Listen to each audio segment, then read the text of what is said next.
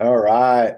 Well, welcome back to the Callahan Training Group podcast. I guess season three, episode one. I try to start the seasons over whenever I take a long break, and the major match season always forces me into a long break. So I'm back. Those of you coming back, thank you for coming back. Thank you for waiting on this. I heard more people than I'd like to admit say they wish I was producing content over the summer, and I say more than I'd like to admit because I didn't want to really do more podcasting or more digital content if it wasn't helping people. And here I am, I'm back. I'll talk to you guys more at the screen. I only say that because I feel so unnatural talking to a camera. I love talking to people. This is what I do. This is what I love. Um, I love talking about this stuff though, so I'll try to keep this podcast on centered and on point because I am one to talk about everything all the time, and I'll try to keep it centered. So basically, what I want to go through is 2025. What the hell happened? What did I do? More than anything, the question I received over and over again was about the Walthers. I shot the Walther PDP steel frame all season long. I had a good success with them. I like them. I have some comments. I have some concerns. I am back to Glock though. I'm going back to Glock, so I'll talk about that. But I want to go over like the major matches I shot, the Walther conundrum, and basically what I made of 2025. So first and foremost, thank you guys for coming back. I love this stuff. It doesn't fade year to year. I'm kind of surprised that every year it kind of grows more and more. This was my 10th competitive season. I say competitive season because I've been doing it longer than that, but 2025 was the first, or I'm sorry, 2015 was the first year that I shot a major match, and that's why I say started taking it seriously. Shot my first major match. It was sectionals, Mid-Atlantic sectionals, hour sectionals. I shot that in 2015, and it was an eye opener. I say eye opener because I'd shot many matches up into that, many local matches, and like anybody who is a local hero and has gone to their first major, you learn pretty quickly that majors are a different caliber. So, being 10 years into this seriously, I like to look back and I see a lot of my the videos of Facebook memories and things like that, and the old memories pop up, and it's a little cringy, but it also really reminds you where you're going. It's why I do like to film and document this whole process, as much as it helps me produce content and feed the slot machine. It's really fun to see how far we've come, not only personally, but as a sport, seeing the standard rise from classifiers from 2015 to now. It's pretty cool. For me personally, 2025 was a fun year. It was very busy. I just did the math. I personally built and hosted, I think it was 29 or 30 matches at my own club. Personally, Sam only, no help, did 30 matches at my club. So when people say they do a lot of time in at USPSA or they help and volunteer a lot, and you see my eye twitching in the background, that's why. It was a lot of that this year. It was awesome though. We added a bunch of props to the year in the beginning of the year. I had a little build party, ate a bunch of pizza, built a bunch of walls, and it really helped produce a great match kind of flow this year. I had a lot of good classifiers we could set up, including all the new 2025 or the 25 series classifiers, which we'll talk about. Um, but everything at Double Eagle is really accelerated. We have more props and more shooters than ever. I have more full matches than I can deal with. Thank you guys who keep coming out to these matches because for a 50-person cap on a match, I keep getting 70 to 80 signups. It's wild, but I love where the culture's going. I think that's a great thing. I don't think that's a bad thing. I think it's great that we're too busy to keep up and we're going to have to adjust. As far as personally, what did I shoot? The only local match I shot this year, other than my own, because I always shoot my own with my own people, but the only local match that I went out and shot this year was Audalani in March. So that's how it goes. The more you teach, the less you shoot for yourself. But March, I won that match overall, which was fun. It was a good way to come out, but it's a testament to dry fire and ace. Came out of the season pretty hot, which I'm back into right now. A lot of dry fire and ace. But after that, it was all major match season. The first major match of this season I shot was Delmarva, and the previous podcast, the last podcast, was from Delmarva. That was the start of the season. That was the last time I had a moment to like breathe, film, and edit and post things. So I was on my RV. If you care to go back, or if you remember going back, I was on my RV talking about major match prep and things like that. And that match did go fairly well for me in the shooting side of things. Unfortunately, I say the shooting side of things because physically, that's where I blew my knee out. I had some problems with my left knee leading up to this. If you didn't know me in the past, I used to be 280 pounds. I'm about buck 75 now. I used to be a big fat kid. I rode dirt bikes real hard, and I used to race dirt bikes real hard, and I played lacrosse, so I destroyed my joints, and I'm paying for it now. I'm 35 now, so I'm paying for it now. My left knee at Delmarva going into the second stage of the day, I took a hard step and I finished tearing my meniscus. What it felt like. I kind of peg legged the way the rest of my way through the match. I knew it wasn't going to be good, but I just figured I'd shoot well and take the licks for time and kind of do what I needed to do. It hurt both ego and physically. It hurt, but it was an okay match. Unfortunately, that cost me two majors. I blew that knee out and I couldn't shoot my sectionals, which ironically, this was the 10th year, and I really wanted to shoot the 10-year anniversary of my major match, and I just sadly couldn't do that. Now, it doesn't matter. It's just sentimental, and sentimental is meaningless. But I wanted to, couldn't shoot the sectionals this year. I couldn't shoot Area 8 this year either because my knee was still in healing, and I didn't want to blow any kind of rehab I was up to. And thank God, because if you guys go back and watch some of Area 8 footage, you'll see a lot of low ports, a lot of squatting and things like that, and I would have destroyed my knee. I did make it my mission though. I got surgery on my meniscus 7 weeks out from nationals, the nationals that I was approved for. I got waitlisted indefinitely on the second nationals. We'll talk about that. But for the nationals I was coming, I got surgery 7 weeks, almost to the day when I would be driving out. So it was recommended to wait 8 weeks. I waited seven. It was fine. I made it my mission to get better. I shot through nationals pretty well. It was like getting back on my feet again. I didn't feel as confident as I normally was moving and all that kind of stuff. But I shot pretty okay. Now the ironic thing is I shot exactly the same placement at this Carry Optics Nationals 42nd as I did last year. Um, and then I shot Area 5 at the end of the year, which is a really good match for me. I had a lot of fun with that match. I shot very well. I did shoot it from appendix, so it was a different challenge to be shooting a lot of these major matches from concealment. But and then the final match of the year really was Maryland State. But I'll talk about that. I want to go back to that Nationals. Now, Nationals was an interesting one for me because crossing into the next subject I want to talk about, I shot the Walther all year this year. I took it very seriously.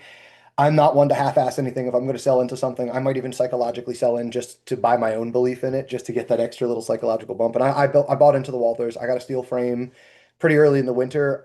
I figured my experimentation was going to be, will this make me better? I'll go into that further in the future. In on this podcast, I'll talk about it. But turns out, no, it won't make me better. No, it won't make me worse either. 42nd in 2024, 42nd in 2025. Problem is, I have this 1% rule where I need to be getting better a little bit every day. And that level of complacency kind of pissed me off. It pissed me off that I finished exactly the same placement.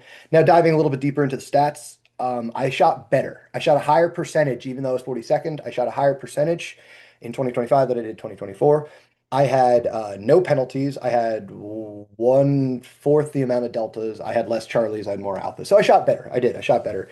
I attribute that more to experience and dry fire than anything. I don't want to think any equipment things, but it did kind of piss me off that this gear that I bumped into and put all this work into, if it was worse, that would have been a fine answer. If it was better, it would have been a fine answer. But exactly the same kind of pissed me off.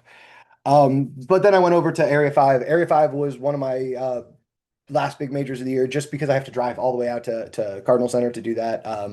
I like Cardinal Center though. It's a good place to park my RV. Good little culture over there. They put on some good matches no matter what people say. And the only problem there is the footing. God, the gravel there really wants to wipe people out. I see like 10, 12 people go down hard every single time I shoot out at Cardinal Center. But I finished pretty well at Cardinal Center. I made some mistakes kind of getting back into the swing of things, but then I was really happy to finish my year at Maryland State.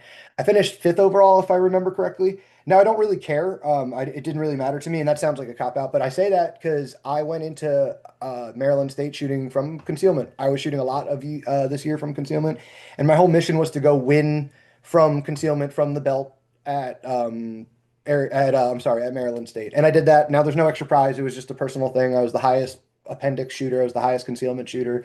I think like six or seven other good shooters did shoot from concealment, so it does make me feel good. The other thing that I really like to see is I learned a lot from shooting appendix, from shooting from concealment, that whole belt bounty. I learned a lot this year shooting from majors, shooting at majors from concealment. One thing I learned is that it did force me to shoot better. At Maryland State, I shot cleaner and better than the guys above me. I did. The problem being, my draw from appendix isn't my normal snappy point .9, like to close target. It's normally more like 1-1. That doesn't really matter much. What really killed me is on the clock, I legitimately laid down and watched the footage, and my typical average reload at a major match, typically like 1-1 to 1-2 if it goes well. I don't even mean if it goes well. On average, it's about 1-1, 1-2 with a Glock from all the data I've pulled from the past. It was closer to like 1.9 from appendix with this Walther at Maryland State. So I tallied it up and I lost about 11 seconds in stupid manipulations, basically choosing to shoot from appendix, choosing to double pump my reload and having to pull it out of my pants and stuff like that. Especially the unloaded start stage really cost me some time, things like that. So I was really happy to report that other than that little bit of lost time, I shot better than the guys above me. And if I just would have, I don't know, dry fired more and had a better reload from appendix, I actually could have won that match overall from appendix. So it was cool. It was cool lessons to learn. It really did teach you that if you stop thinking about time, um, well, appendix stops thinking, making you think you have the advantage of time. I'm not going to be the fastest draw or reloader out there. So if I just focus on shooting better, if I just focus on getting my good grip and shooting better, man, it really paid off. It made me a more disciplined shooter. It did make me shoot a little scared though. I didn't feel I didn't feel as comfortable to like send it as normal. So I've been on a mission to kind of get back into my careless, speedy self again. But I did learn a lot from shooting all those major matches, a bunch of them from appendix. I learned a lot from shooting appendix this year. I don't think I'll be sticking with it other than for fun every once in a while. Like it's good to go back to and run my carry gear and just make sure I still have that. I'll be sticking with the race belt pretty exclusively this year, and I'll go over my setup and shit like that. But I'm gonna go back to it. But there's a lot to learn from that, and I do encourage you to go out there and take advantage of the fact that we can shoot our stuff from appendix. We can now shoot USPSA from appendix and go out there. I hope the mumblings are true and Hunter Constantine gets its way, and there ends up being a category for belt or category for appendix, because that would be a really cool distinction and it would help draw some more people in my opinion. I'd love to see more people have less excuses to take the sport seriously. If we had a carry optics or limited optics appendix division and people can go out there and actually try to win that and win from their actual carry gear and not make the excuse of, oh, I don't want to buy a race belt or I don't want those bad habits. If we could remove some of those barriers to entry and add more of those categories and classes and more ways for people to have fun, I think that'll be a hugely important thing to the sport. And I really hope we see that. With the popularity of appendix and performance shooting kind of happening all at once, guys like Donovan and multiple guys out there shooting to GM now from their appendix and being killer shooters and great dudes too, really helpful in the industry in general. If we could start getting more of those guys out there, I think it'll help bring more people into our sport, build our sport more. Now, I'm going to save that for another podcast because I had some words with a couple of people in the organization and things like that about nothing negative. That sounded mean. I was having the conversation. It kind of went a little spicy as it always does. But we were talking about growing the sport. I'm going to save that for another podcast. But I want to talk about the Walthers. I want to talk about what happened this season with gear and all that kind of stuff. So the fun thing was I had a bunch of people ask me, why the hell are you still shooting a Glock this seriously? Especially, I shot a 45, which of all the Glocks is like the smallest, snappiest Glock that you could still consider to be raceable. And I know people have made GM with 19s and 26s. Save your comments. I made Master with a 19. I understand. I just mean a full size grip, snappy slide. It's probably the most niche choice of all the Glocks there are. Most people are loving the 17, the 47, the 34 for racing. So I had a lot of people ask me, why the hell are you wrestling that gun into competition? And the answer was always it fit me. It was natural. I could do everything I need to do with it. And I had people who I don't care about always asking me those questions. And I mean, don't care, like I don't really care what they think. I don't mean that in a negative way. I just mean like a lot of people ask me a lot of questions. And then I had somebody, I think it was Mason Lane that really asked me. He was like, "Hey, why are you wrestling that 45 into submission? Why don't you try like a bigger, heavier gun?" And he didn't even mean switching platforms or anything. He just means like, "Hey, why don't you try the 34?" Um, I figured I was going to take this year as kind of an opportunity to test some gear. First things first, I didn't mention it yet in this podcast, which is rude of me, but I had a son after Delmarva. I had a second son, and I knew this season because of that, because my wife was pregnant in the spring, and I knew I was going to have a kid in the year. I knew this year wasn't going to be 100% foot on the gas craziness because I really value my family and my time and being with them and being with my wife for her pregnancy and birth and all that kind of stuff. So I knew I was going to have to make a sacrifice somewhere, and the sacrifice was in my travel and my training and all that kind of stuff. But I also took it as an opportunity to say, well, since I'm going to take it seriously when I shoot, I just know I'm going to have to back off the time that I'm allotted. I'm going to take it as an opportunity to also test something else. Why don't I test that question? Why don't you shoot a better gun, Sam? So I bought a bunch of guns. I bought a Shadow 2. I also had a Jericho, the IWI version, and shot those a bunch. I shot a 2011 with a dot on it a bunch. I had a 2011 sitting around. I just threw a dot on it. Um, I uh, I got the Walther as well. What was the other gun that I shot? Doesn't matter. It just doesn't matter. But what my thing was is they all shoot great. I have nothing to say about any of them. They shoot wonderfully. Guns all do their job. That's the funny thing that people don't like to hear or agree on. They all shoot straight. The dot sits on the target. You pull the trigger straight to the rear, a bullet hits it. They all shoot really well. The M&P, that was the other one. Um, the question was, what gun fit me better? What fit my proclivities? What did I like? What would quickly translate to the work that I've put in on the Glock, right? So first and foremost, the Shadow 2s and the Shadow 2 clone and the 2011 kind of bumped down on that list of guns, not because they're worse guns, not because they're less accurate, not because of anything. It's because I'm a big stupid caveman with weird kind of short hands, and I don't love manual safeties, and I don't love those guns that the Shadow 2s feel like they're better suited for guys with longer fingers. I know you can change the reach of the triggers in the 2011s and all that kind of stuff, but I didn't really want a custom gun. I'm not big on that. I don't want a race gun and gear that I need to constantly keep tabs on the magazines and fitment and all that kind of stuff. I don't like extra parts and pieces. So the closest that I found to my Glock, my caveman proclivities, that is also a giant steel gun with a nice light trigger that's a quote unquote race gun out of the box, that was the Walther steel frame. So I picked up the Walther steel frame. I grabbed the Walther steel frame and I put good grips on it, but I didn't change anything else. Because that's who I am. I shoot Glocks pretty much stock, other than the grip tape and a good optic. So I did that. I threw in a Rise plate on it because those are the only plates I trust. I threw my Vortex on it. I left. It comes with a flat face performance trigger, so you didn't need to do anything to that. Beautiful trigger out of the box. I just put some nice grippy grips on it. I ended up going with the lock grips, the slim bogies, because the backstrap of the Walther had a hump in it that I didn't really fit. I didn't like it. I just didn't like it. It was just personal. So I went with the thin bogies because it removed the backstrap hump. I just had a straight up and down feel, and that was the gun that was the closest to me, like what I was used to. It was a striker fire gun, so the load make red, like the manual of arms, for lack of better words, was the exact same.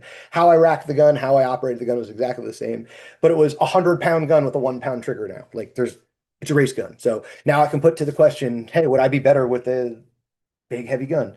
Now, right out of the gate, the thing that I had a comment with was it doesn't reload very smoothly. It just doesn't reload well. I don't know if it's me, but I've seen it out there. Like guys do reload it well, but not consistently. It's not like all day, every day that gun gets reloaded well. I don't know what it is. I don't have a complaint per se. I just didn't love how the gun reloaded.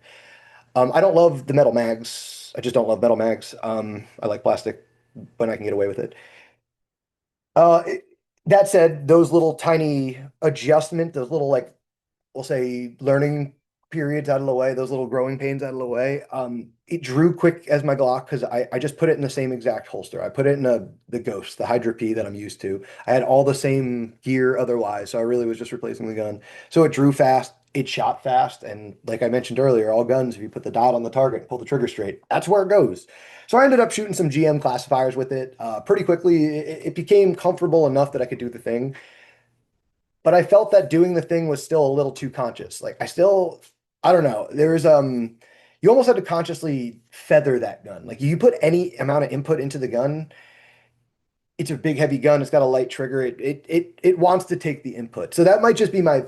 It's not a complaint per se. It's my proclivities. I like the plastic lighter guns because they seem to absorb my over muscling, I guess is the best way to put it. Again, it's a me problem more than anything. It could be overtrained, but I found that even when I was shooting that gun perfectly, even when I nailed the Walther grip and the tension and everything, it didn't outshoot my Glocks per se. It just shot on par with my best of my Glocks and my best of the Walthers. It didn't outshoot them, it just shot up with them. I pretty quickly got comfortable with them. I set up a carry optic setup. I took the magwell off of the steel frame. I set up a couple of mags with the ZRT base plates so that you don't over insert them without the magwell. That's one of the biggest things I see is people rip the magwell off. They throw a 25+1 mag in it and they do hard reloads and they bend and break the extractors in the Walther. I don't think that's cool. I think that's nonsense that that's even a possibility. I think it's kind of bullshit that you can over insert a magazine that you're clearly gonna, and they had to then I think three or four of the companies out there now have mags that have a different mag, a different extension now that solve that problem. But I had a problem. I didn't love that. It kind of made me not trust dry firing the gun a lot. It made me a little bit wary of it, but I never had any problems with it. I rock the ZRT base pads. I can get pretty easily 23 in every single magazine. I also had one with the CSRG guts that I can get 24 in, which was nice to be able to have a 24 plus one mag for any stage that I needed. I used it twice at major matches, which was cool.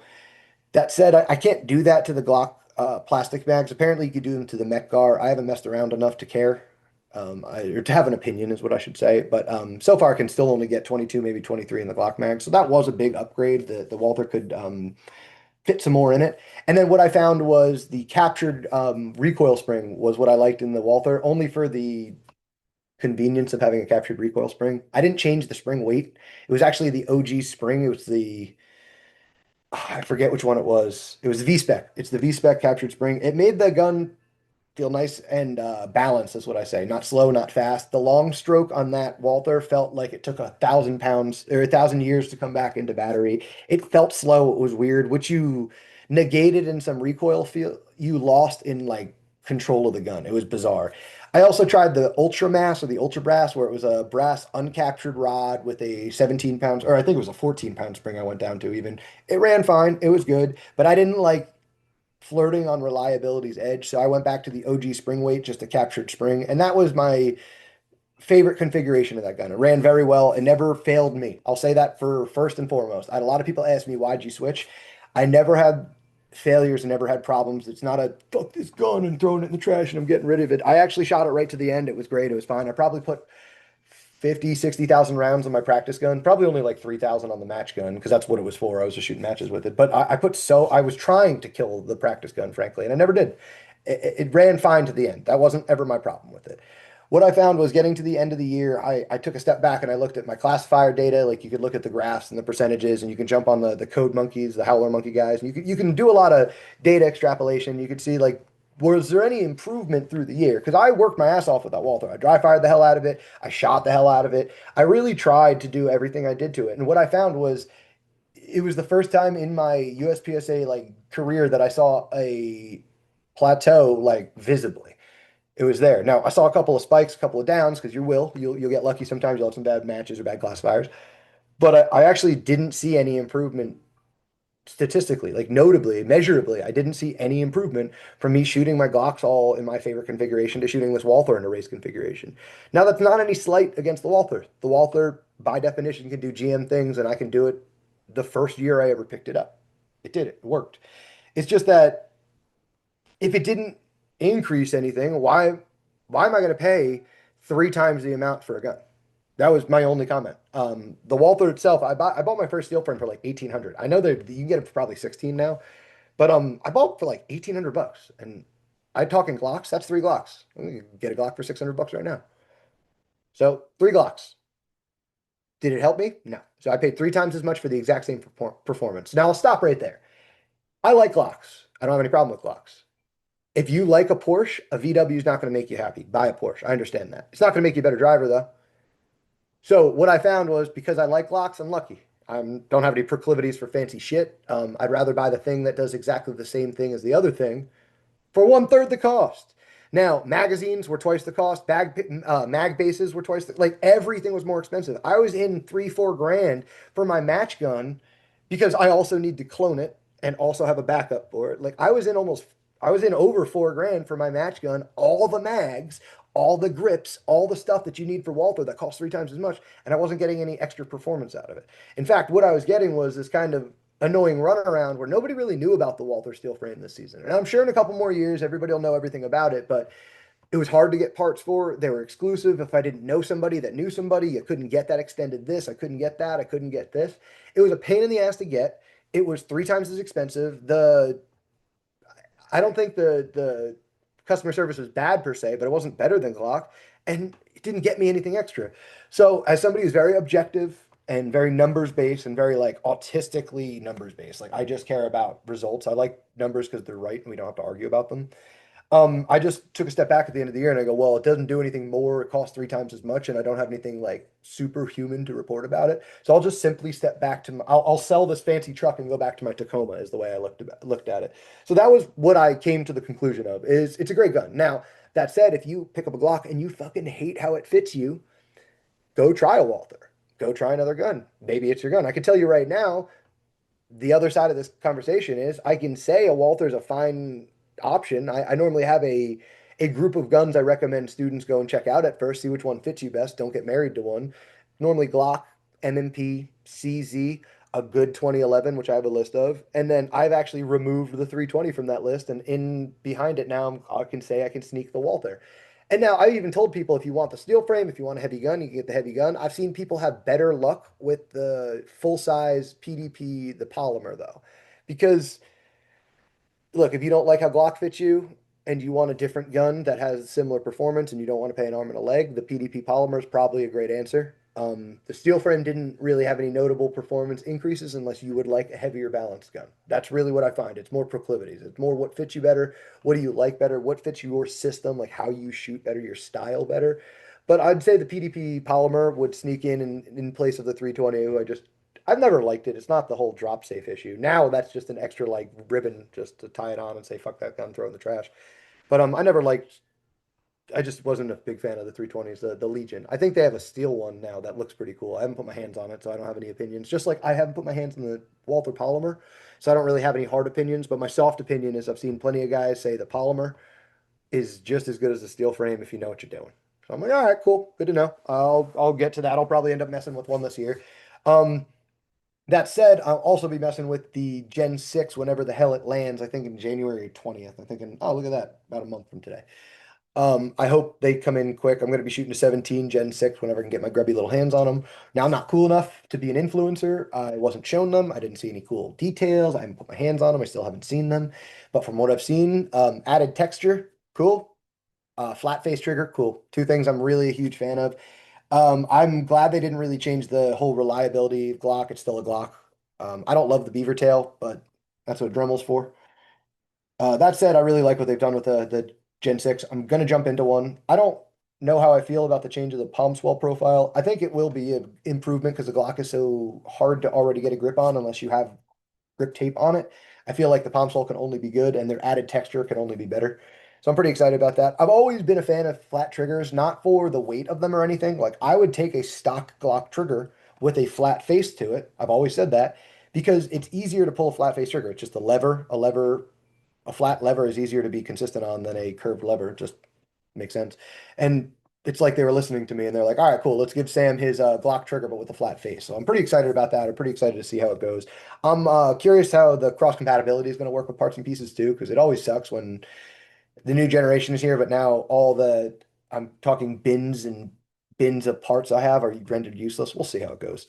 But I'm excited to see that Gen 6. Now, that said, I don't trust any new gun until I've shot it for a good amount of time. So even though I'll get it in January, unless I manage to get like 20,000 rounds on it before the season, I don't see myself competing with it this season. So this season, my gear is pretty much unchanged from the season previous. So 2026 and 2024 gear is going to be almost the same. That said, the gun is a little bit different. I am now shooting 34s. Really, just for the reason of I wanted to go the bigger, heavier gun, as I mentioned with the Walther, and the Walther wasn't it. So I figured I'll just take a bigger, heavier Glock, and I'm shooting my pair of 34s now. Now, my pair of 34s weren't carry optic guns. They were actually my production guns. This was actually, yeah, it's still got the Dawson sights on it. This was the gun I made production GM with.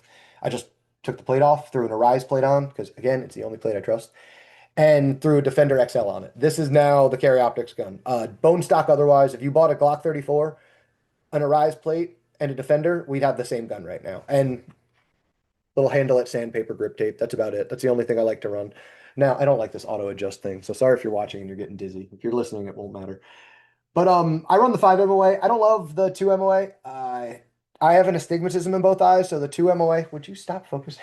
The 2 MOA ends up just astigmatism out anyway. I find that 5 MOA dot, I actually see a circle for whatever reason. My eyes are different than your eyes, so look through your optics, make sure you like what you like. But I'm a big fan of this configuration as it is. That said, I do have a 45 as my quote unquote rain gun. Meaning, I carry it, I use it all the time, but it's got an enclosed ST defender on it. So if one day I'm going to go shoot a major match and it's going to be pouring all day, Well, I shoot a Glock anyway, so I don't give a shit about the rain. Now I have an enclosed ST on my carry gun, so I'll just swap that in and I'll just shoot that. But this is going to be the go-to configuration for the rest of the season. Again, I don't change recoil springs. I don't have a brass grip plug. All I did is buy one of those little plastic things. This one has a little Grim Reaper on it because it's adorable. And just go for broke. Now, that said, my biggest practice thing with the Glocks that I really love is this thing for twofold. This is the dry fire mag that I always have with me. I don't do any of the smart parts of the dry fire mag. I know they have a lot of features now. They have lasers and things and stuff that come with it. I don't care. That's the only thing I care about. You hear that? That's my trigger resetting. That's all I care about. So all I like to do is rock one of these in. You can change the springs to fit whatever trigger you've got. It looks like this is the right spring in here right now. And you could just sit here and continuously mash your Glock trigger. So it's nice because I can really test to see if my grip's good. I can actually do doubles and see what my dot does. I can do transition drills. I can do a lot more drills with that rather than just mashing on my dead trigger or doing the normal thing where people put a rubber band in there and then you can kind of pull on the trigger, but you never get a prep and break. The nice thing about the dry fire mag is it's got a prep, it's got a break, or if I have a good enough grip, I can just mash, mash, mash. So it's just like shooting in real life. Now, the reason I talk about this dry fire mag beyond just the dry fire in the practice, which you better be freaking doing, and this helps for anybody who's got a Glock, and now MMP, SIG, Canic, they have them for a bunch of different guns now. So no excuses if you have a striker fire.